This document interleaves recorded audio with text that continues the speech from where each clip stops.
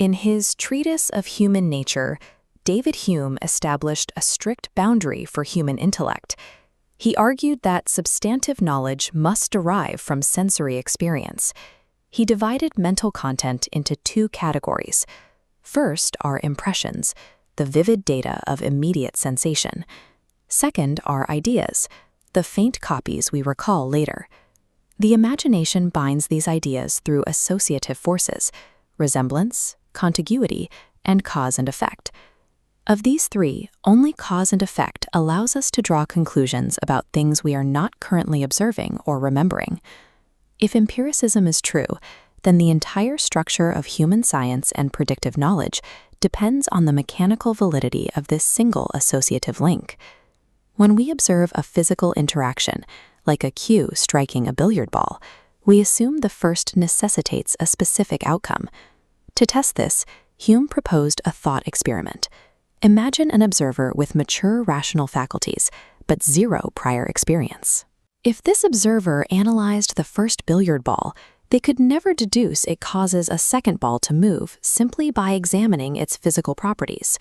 In section 1.3.6 of the treatise, Hume provides a logical proof demonstrating that our belief in causal inference is not actually derived from reason.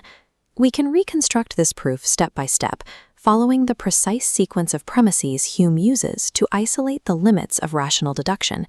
If Hume's proof holds, empirical induction rests not on a chain of logical necessity, but on a psychological mechanism that reason cannot justify. This flowchart maps the architecture of Hume's argument, broken into four distinct logical blocks. Block 1 focuses on a priori reasoning, knowledge acquired through pure logic, independent of experience. Hume's first objective is to prove that causal relations cannot be known this way. He begins with premise A. If a causal inference could be deduced by pure reason, imagining an alternative outcome would result in a strict logical contradiction. But as premise B points out, a cause and its effect are two totally distinct ideas. The mind can easily conceive of a billiard ball stopping, or simply vanishing, or changing its direction, without any logical contradiction. This proves that reason alone is blind to the future. Pure logic is incapable of discovering causal laws without direct physical observation. In Block 2, the argument shifts to experience. If causation cannot be known by logic, it must be derived from our memory of past events.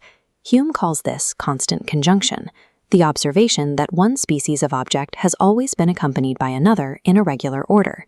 Here, Hume identifies a structural requirement for this empirical process.